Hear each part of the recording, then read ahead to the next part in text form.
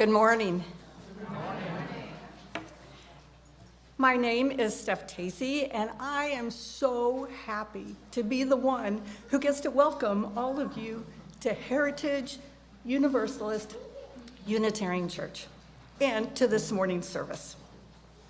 We come together while being in different physical places, the sanctuary, live streaming on Zoom, hi everybody, and watching a video of this service in the future. No matter the location, you are welcome here. Whether you bounded into the building full of energy, anticipating a gorgeous day, or dragged yourself here powered only by caffeine and pure determination, or are sitting comfortably in your favorite chair, sipping on coffee at home. We're really glad you made it, each and every one of you. We're also are here together while being in different spiritual places. At Heritage, we honor the diversity in all. Here, you are free to form your own beliefs, your own way of thinking about life, and be wholly accepted. Wherever you are on your journey, there is a place for you here. I'd like to offer a special welcome to our first-time visitors, as well as those who are new to Heritage. There is a guest book in the lobby that you're welcome to fill out if you haven't already. And for those of you online, there is a link to our virtual guest book in the chat. This morning's greeter from the Board of Trustees is Jamie Castle, and she's waving from the back. They will be glad to answer any questions and give a tour of the building if you'd like one. And please join us after the service for coffee, tea, and community. You'll find that we have all sorts of activities happening within our walls and beyond. So if you turn your order of service over to the back, you'll be able to check out some upcoming events and valuable information. And be sure to come next Sunday for our all ages Easter service led by our minister, Reverend Bill Lyon, and our Director of Lifespan Faith Development, Lacey Lee Adams. And for added joy, our choir will be singing with us as well. Now, please take a moment to silence any mobile device you may have as we prepare for worship. Today, our theme is the Four Agreements, as explained in the book by the same name. These four simple yet deeply rooted agreements provide an opportunity to find life filled with authenticity and kindness. So let's pause here a moment as we prepare to begin our service. Take a breath and exhale. Settle in. Let yourself be held by this wonderfully unique, compassionate circle of people. We welcome you to this morning's adventure in release, renewal, and maybe even a little relief.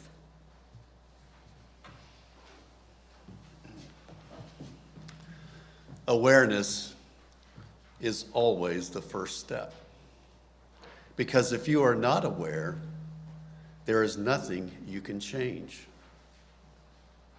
With awareness, you can look for a way to heal and transform your personal life. Come, let us worship together with hearts and minds open to seeing the possibilities. And I invite Ruby to come up and light our chalice.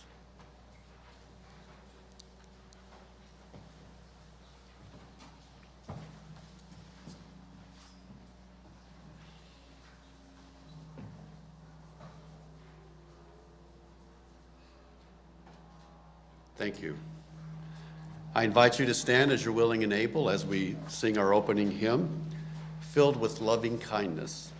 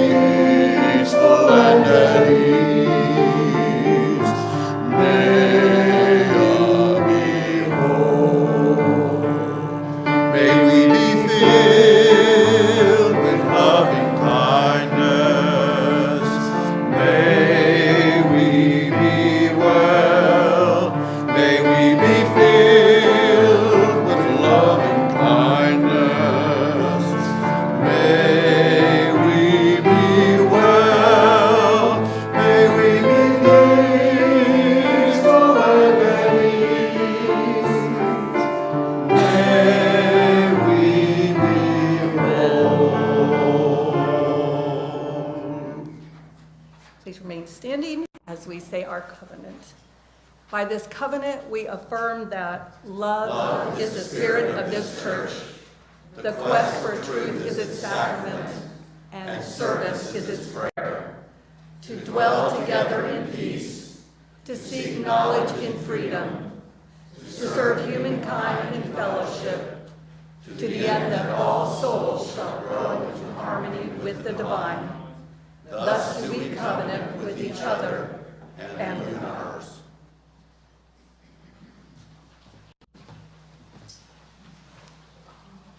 I'd like to invite all of the children to come forward. We're going to read a story. So the story is actually going to be read in a video, so everybody can see and hear it. I love this book too. I know. The book is called Night Owl by Christopher Denise, and we're going to connect it. Cool. We're going to connect it to the Four Agreements today. So thank you for playing.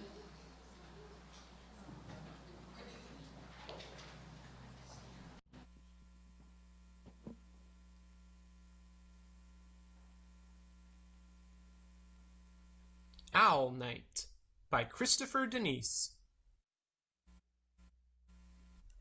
Since the day he hatched, Owl had one wish: to be a knight.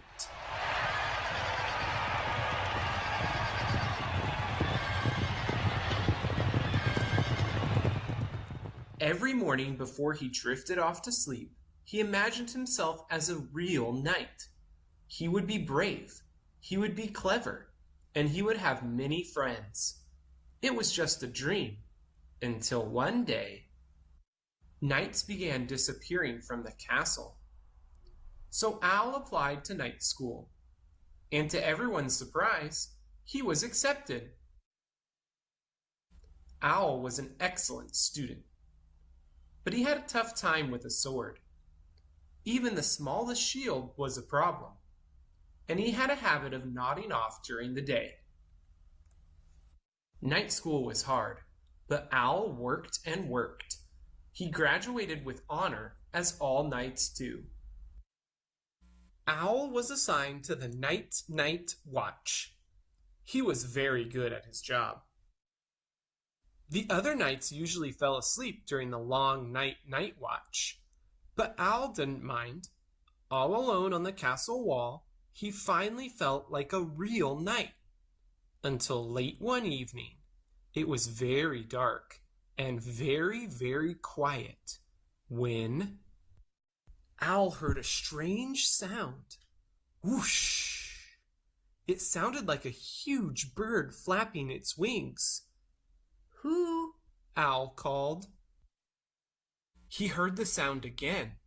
Whoosh, whoosh, whoosh, whoosh. Who? He called.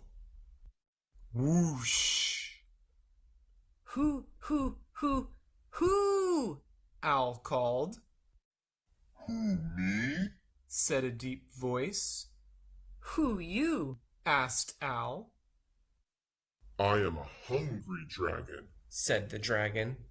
Owl was very afraid. But because he was now a real knight, and knights are brave, he puffed out his feathers and said, I am Owl, and I am a knight of the night watch. You don't look like a knight. Said the dragon. You look like a midnight snack. Owl's feathers trembled. But because he was a real knight, and knights are clever, he said, You don't want me. I am too small, hardly even a mouthful. A mouthful is enough. Snarled the dragon. I'm all feathers and fluff. Said Owl. A great dragon like you needs something tastier and more filling. How about a pizza instead? It turned out that the dragon loved pizza. They talked about how each of them had hatched from eggs, how much they liked the night, and how flying was hard to explain to someone who had never done it before. They really had a lot in common. The following week, not a single night disappeared, or the week after that. And every night, Owl patrolled the walls. It was very dark and very, very quiet. But Owl didn't mind, because he was brave, he was clever, and he had many friends. The end. Thanks for watching. Past the missed chance to go hoo, whatever. So we're going to be connecting this to the 4 agreements, which you all will hear Les talk about a little later. Lucy, could you please put the picture up on there, and then I'll pass this around to the kids. I have some copies made for you. So could you take one and pass one down, or pass them down? Thank you. So the 4 agreements, we're going to connect this to a knight. So a knight has a sword, which is used only for justice, okay? And the knight, or the sword, is like our words. Thank you, Kate. Our words need to stay impeccable because they can hurt. What we say matters and sticks with people more than we think sometimes. So we must be kind with our words instead of using the sword for, dangerous things. The mental shield. So a knight has a shield to protect themselves. Speaking of words hurting, sometimes people say things and they don't really mean them. And we have to learn to just let it roll off, because we all say things we regret. And if we remember that every day, it won't hurt as much. Let's see, the helmet of truth. Don't assume things about others. I won't say that commonly known phrase, but the way you spell assume really does matter. So, and then finally, the knight's motto, to always do your best. If you try your hardest at everything you do, you have nothing to be ashamed of or disappointed in yourself about, because you know you gave 100%, and that's all you can do. So we are going to actually go back and make some music, and we're going to use this story as our base, as our inspiration, and we're going to make a song, or we're going to make some music about the 4 agreements, and we'll discuss it a little bit more in RE. Go ahead, what's your question? So basically, are we going to make a medieval themed song? Oh, we could. We could totally make a medieval themed song. I love that idea. Yes, a medieval inspired 4 agreements song. Whatever that turns into, it's going to be great. All right, so if you could follow me, we'll go make some music. And everybody, could you please echo me? We'll leave with a blessing. May your heart be filled with love. May your heart be filled with love. May your mind be open to new learning. May your mind be open to new learning. We bless who you are today. We bless who you are today. And who you will become.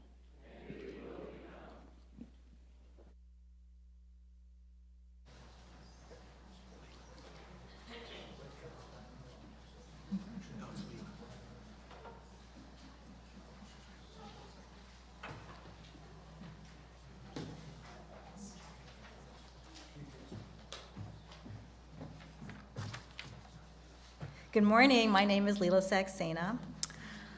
My husband, Nick Newman, and I have been members of Heritage since 2008. We came for family, and we stayed for community. We moved here from Holland, Michigan 18 years ago. At that time, our small children attended a Christian Reformed church daycare. One day at Kinder Music, my son, Ravi, picked up his rhythm sticks and put them together and said, "Mommy, look, I made a cross for Jesus to die on." Yay! That's when we started attending a UU church in Grand Rapids. We have an ethnically blended family from different religious backgrounds. We needed a spiritual home that represented our values of justice, humanism, and compassion.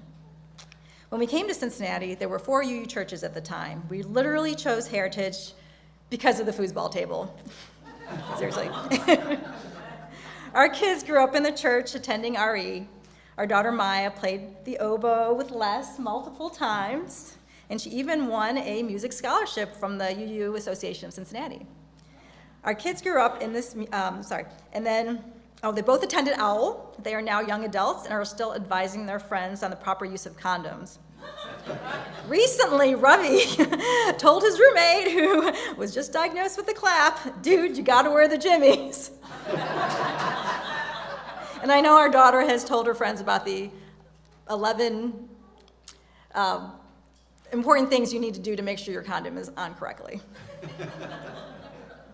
Both of our kids are now teaching young children as teachers and are otherwise saving the world. They first learned about environmental stewardship and social justice here at Heritage. These last few years have been personally challenging. When Nick was diagnosed with multiple myeloma in 2024, many members, including the care committee, reached out with meals and support. That was really meaningful. I'm glad that I'm a member of this community. Our family has gained so much. Love really is the spirit of this church. Thank you. Thank you.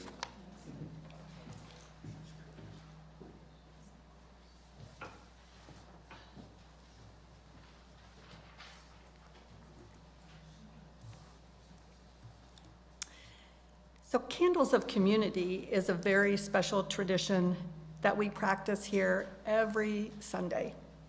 It's one of the things that I love best about Heritage. As we enter this time together, we're invited into the gentle practice of release. Letting go isn't always dramatic. Sometimes it's simply loosening our grip on the things that weigh us down. In this moment of joys and sorrows, we make space for what is real in our lives. We allow ourselves to be vulnerable by sharing who we truly are and what life events we are experiencing. We name what is heavy so that we don't have to hold it alone. And we name what is bright so it can shine more fully among all of us. We offer 3 ways to share. For those in the sanctuary, you will be invited to come forward, take the microphone, and share your name along with a brief joy or sorrow. For those of you joining us on Zoom, you may type your joys and concerns into the chat, and Les will read them aloud after those in the sanctuary have been shared. You are also able to email a joy or sorrow if you're not able to be here or to be on Zoom. However, we did not have anyone take advantage of that this week. We also have our birthday jar, and it's available to honor all anniversaries, not just birthdays. And the contributions go to support our Memorial Garden Fund, helping beauty grow outside as well as inside. And remember, if speaking aloud isn't what your heart needs today, you may always ask to have a candle lit for you in silence. So when you're ready, we'll invite you to come forward on either side of the sanctuary to share. And as you speak, Les will light the candle for you, a flame to carry your hope, your grief, your celebration. So I invite you now in the sanctuary to bring forward your joys and sorrows, the things you are ready to release and the things you still carry, knowing that this community holds you in compassion, acceptance, and love. So I would like to light one final candle for those joys and concerns not expressed this morning. I think we probably all have those in our heart. So this is for all of us.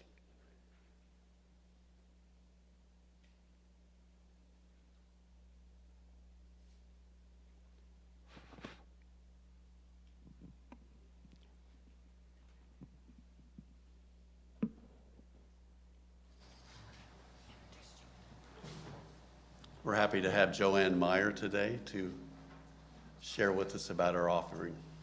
Thank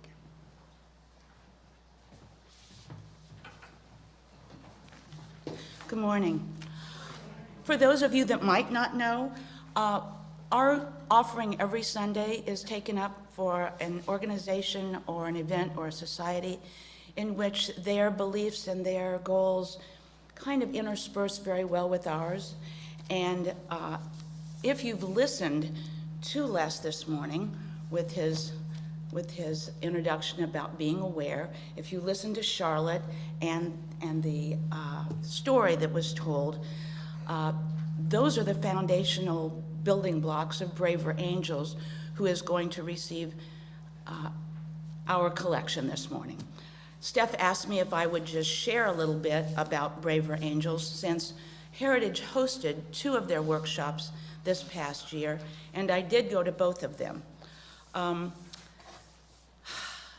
It is hard to put in a little capsule what Braver Angels stands for, but I feel like the very basic foundation of what they stand for is respect. Just that one word pretty much sums up what they espouse, what they stand for, and what they try and help develop and spread. Their basic tenet is that the best way to build respect is to listen to people, especially to people who have a different perspective, a different belief system, a different values than we have. To really listen, to actively listen.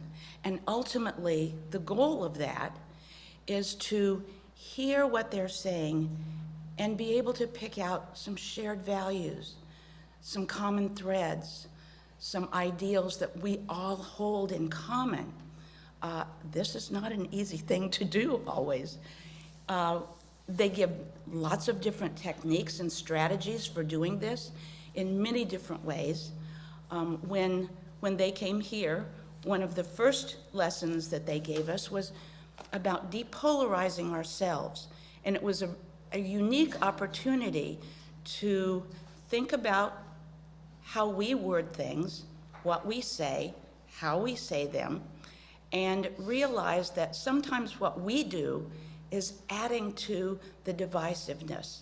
And this was a real wake-up call for me, because it's very easy when we are with like-minded people to roll our eyes and use certain terms and shake our head, and that's really not what Braver Angels is hoping to, that's what they're hoping to diminish, actually, because the more positiveness we can spread out, the more commonalities we can put out there, the more shared beliefs and goals that we can agree to, the better off we all are going to be. Some of the things that they have on their website say that they are trying to build, to bridge the partisan divide and strengthen our democratic republic.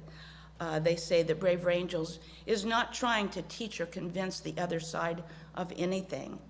They treat all people with respect and honesty and dignity. They're trying to restore dignity to our country. And wouldn't that be a lofty goal? I think it takes a lot of effort and a lot of determination, but I invite you to go to their website.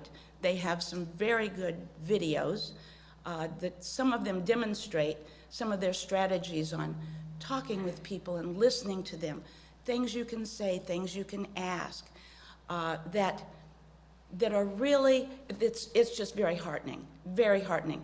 And when you listen to them and you read the things on their video, you see how our 7 principles really just fit so well with all of the things that Braver Angels are trying to do. So that is what we are collecting for today. And if I could find, yeah, I found him. We will take up the collection.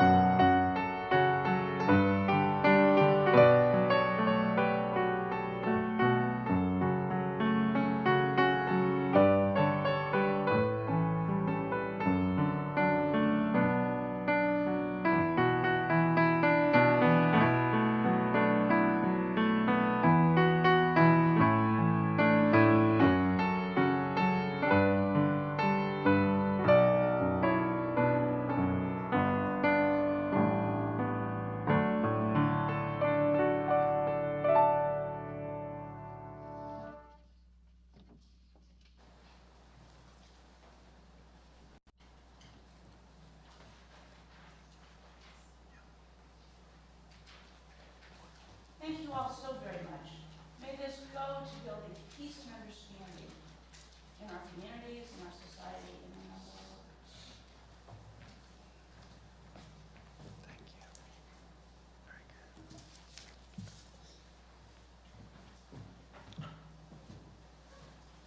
world. We've already heard beautiful messages today, haven't we? Leela, Joanne, Charlotte, Sherry, Steph. In 1997, Don Miguel Ruiz wrote the Four Agreements. It's founded in ancient Toltec wisdom. It's a guide to gaining personal freedom to be who we truly are. This book actually became a part of our lives back in 2003. On the inside cover of our book is a note I wrote to Steph, looking forward to discovering insights that will enrich our relationship. It's dated December 25th, 2003. This holiday gift became a source for many of our discussions. It assisted us, at least in part, in the process of getting to know each other more and more, and we were married 5 months later on May 29th, 2004. Thank you for agreements.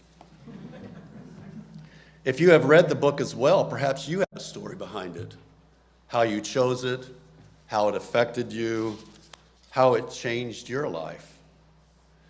I'll share a little bit about the Four Agreements and how they have impacted me. Just as I don't always play a piece of music as it exactly is written, I also don't agree with every word of this book, but I've found benefit from the ancient wisdom. I'm hoping some of you will want to read this book. When I look at each agreement, it just makes sense. The Four Agreements are: be impeccable with your word. Don't take anything personally. Don't make assumptions. Always do your best. The first agreement is be impeccable with your word. Your word is the power that you have to create. Your words are the gifts to the universe. The word is powerful, life-changing. The spoken word, yes, but also our actions, which are basically words as well. I'm sure you've heard the phrase, actions speak louder than words. Perhaps you've even seen examples of this from time to time, if not daily. We can appreciate what someone says, of course, but the real intent of that person will be their actions, what they actually do. Words are like planting seeds, friend to friend, parent to child, child to parent, stranger to stranger. And any combination of that person-to-person subset, words and actions are important and have impact. There's this story of a parent who got annoyed at her child. The child was singing exuberantly. At last, the parent told the child, "Shut up and stop singing.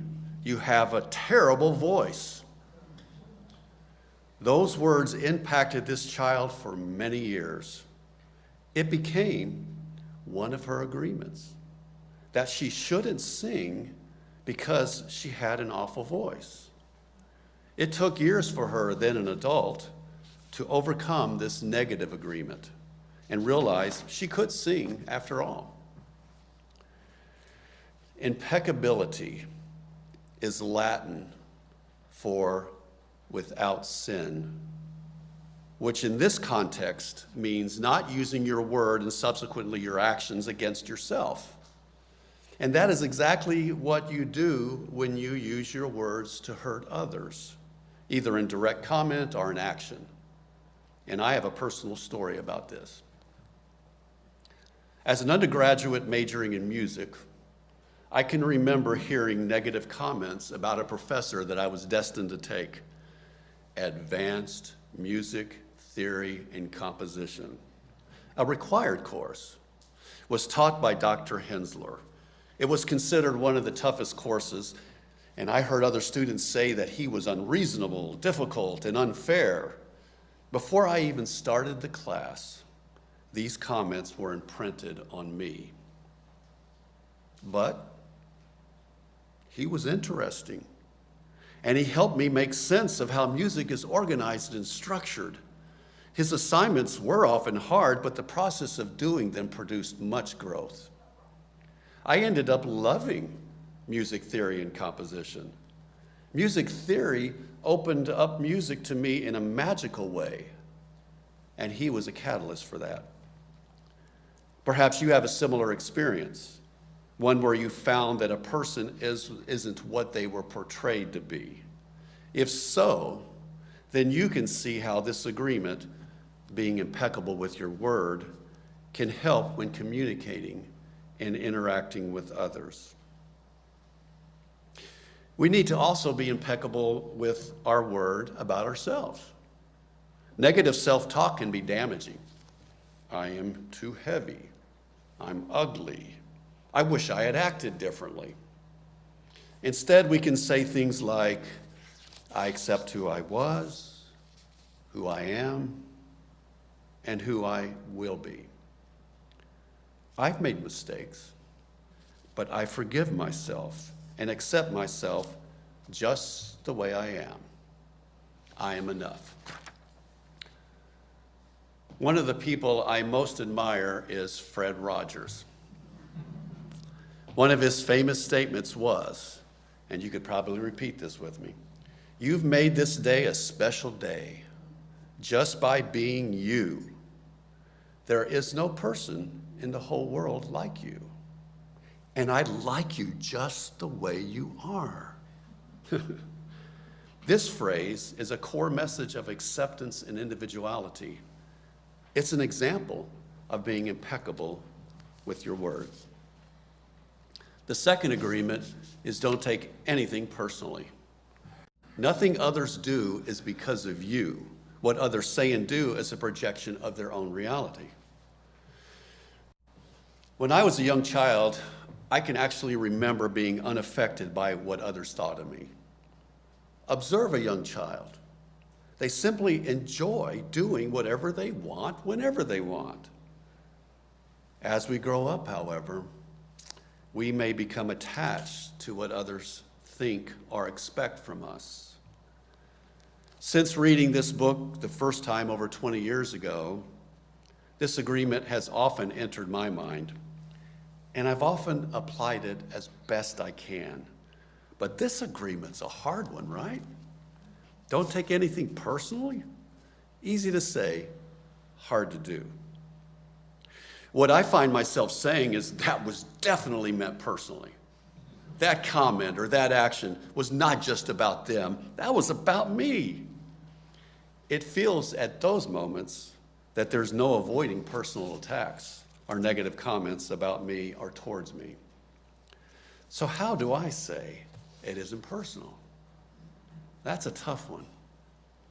Is it the same way for you? Can you think of times when someone criticized you or when you disappointed another person? How did that make you feel? I want you to know that I can relate to you if you at times feel the pain of that reality. It takes some thought, but often I can work my way into a mindset of not taking something personally. When I get to that place of peaceful mindfulness, I realize that it's an indication of their experiences as to what I should do or should have done. Their disappointment reflects their perspective. One example for me is when I retired from my educational career. My work as an educational administrator was very stressful for me. While I did good work, the stress day to day, the lengthy hours, the high expectations were grinding on my mental and physical health. When I had completed 30 years, I retired. I was met by some with strong disapproval.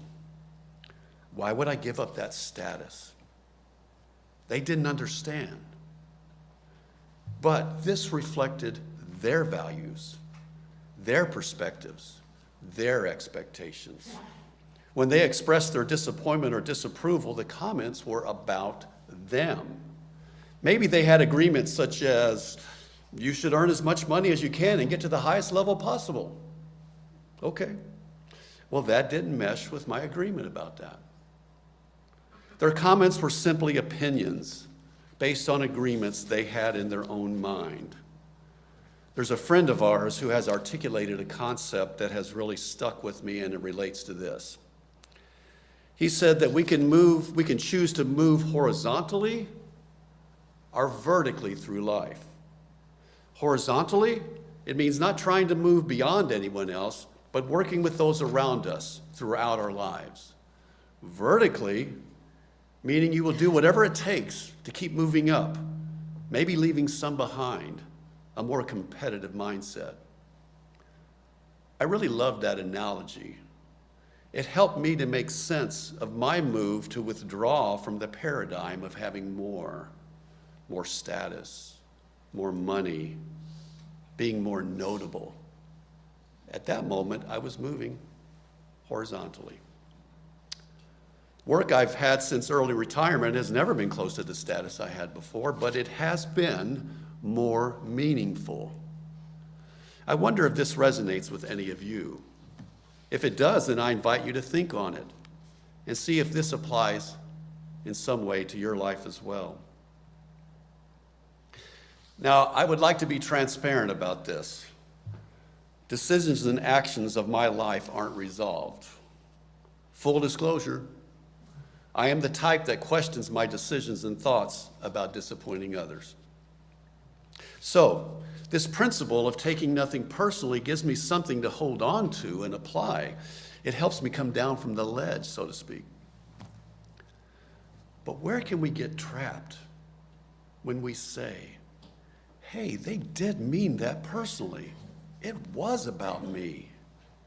Here's the key, at least as I see it. You can decide not to take it personally. Instead of getting caught up in the reality that they really did mean that personally, you can say, but I do not take it personally. It is about them. The third agreement, don't make assumptions. Making assumptions is the biggest cause of suffering. The way to happiness is to find the truth. The third agreement can be linked to don't take anything personally.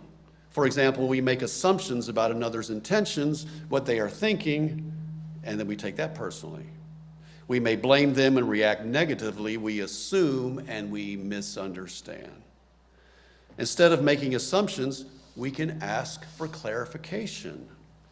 It is better to ask questions than to make assumptions. Here's an example.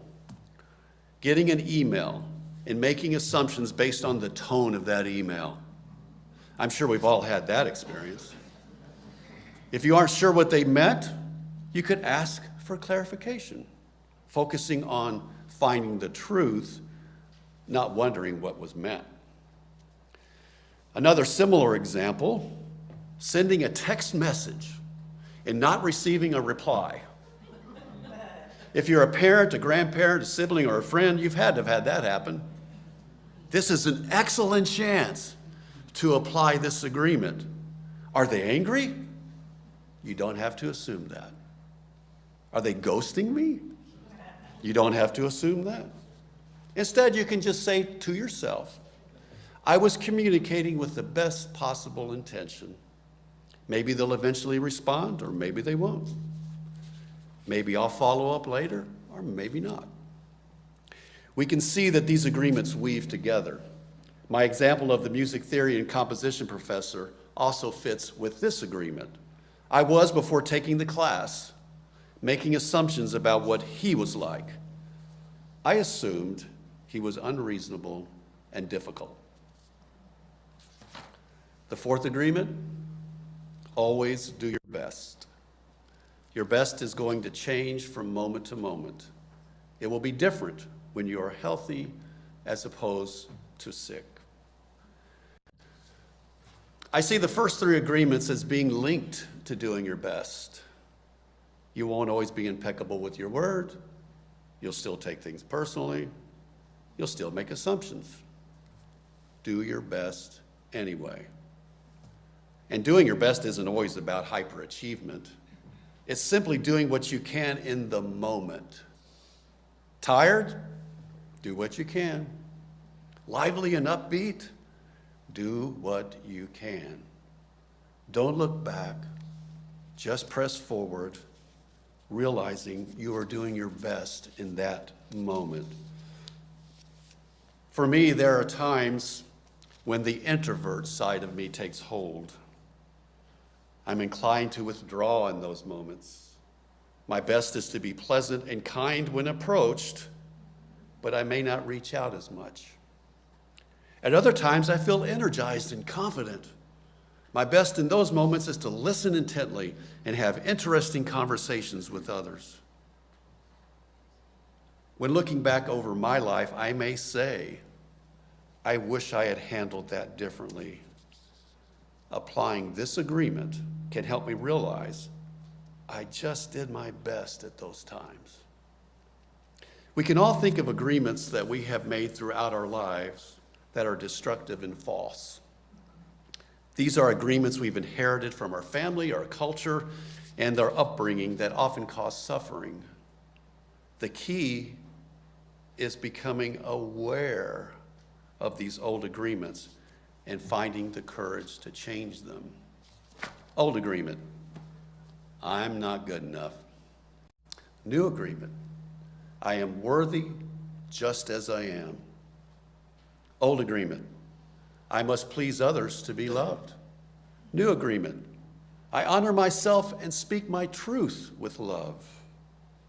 Old agreement, if someone criticizes me, it means I'm a failure. New agreement, nothing others say is because of me. Old agreement, I have to assume what others are thinking. New agreement, I will ask questions for clarification. Old agreement, I must be perfect to be accepted. New agreement, I will do my best, and that is enough. There's so much more to this philosophy. I hope hearing about these agreements will help you in some small way, even if it's just remembering them when you're confronted with a challenging thought or situation. Blessed be, and thank you.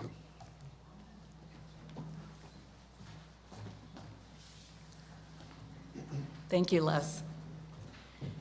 So we've listened, we've absorbed, we've contemplated, and now we'll give voice to a response. So for the next minute or so, I'd like you to think about which agreement spoke to you in the most meaningful way and why you found that to be so. It may be that you found a sense of relief, confirmation, or maybe struggle. We've left the 4 agreements projected, and I'll say them out loud as well. Be impeccable with your word. Don't take anything personally. Don't make assumptions.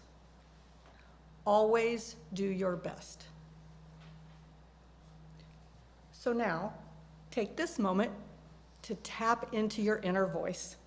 Begin reflecting, and I'll bring you back with the sound of the chime.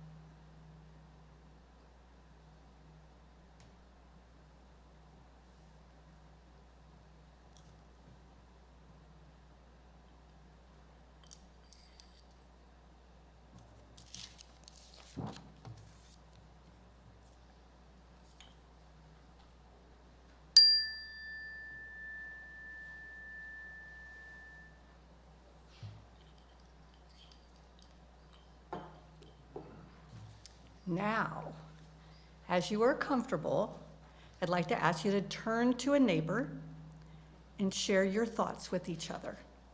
If you prefer, feel free to continue sitting in silent reflection. And for my friends on Zoom, feel free to share with each other in the chat. And once again, I'll bring you back with the sound of the chime.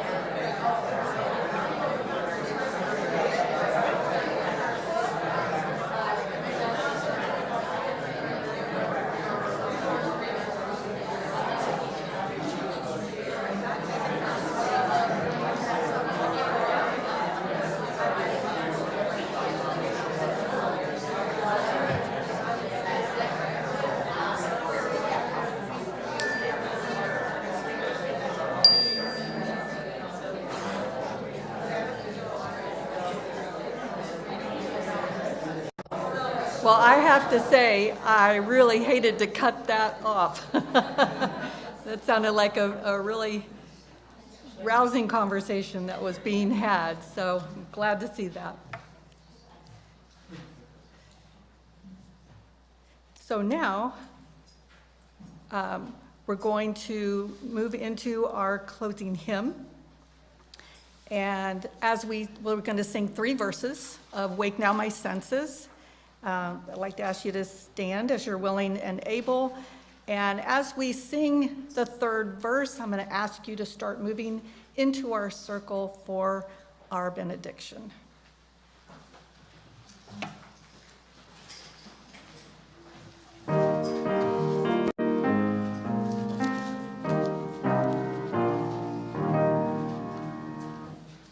Wake now my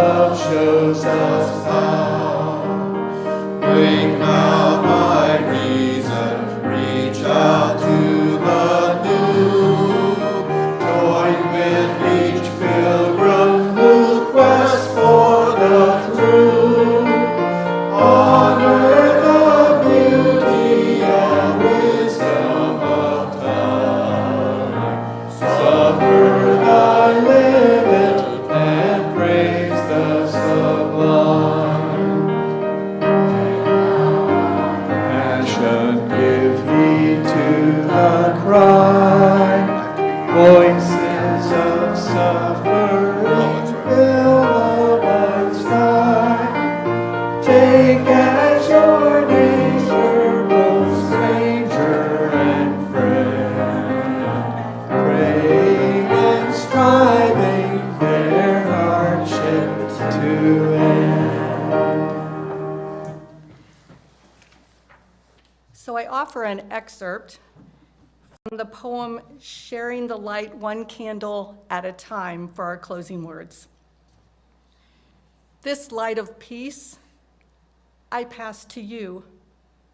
Pass this to another, behind or by your side. May the world see the beauty of our love. Let my light shine forth in all honesty, hope, and love.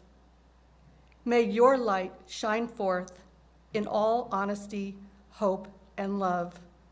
May our light shine forth in all honesty, hope, and love. Louise, can you extinguish the chalice for us? Thank you.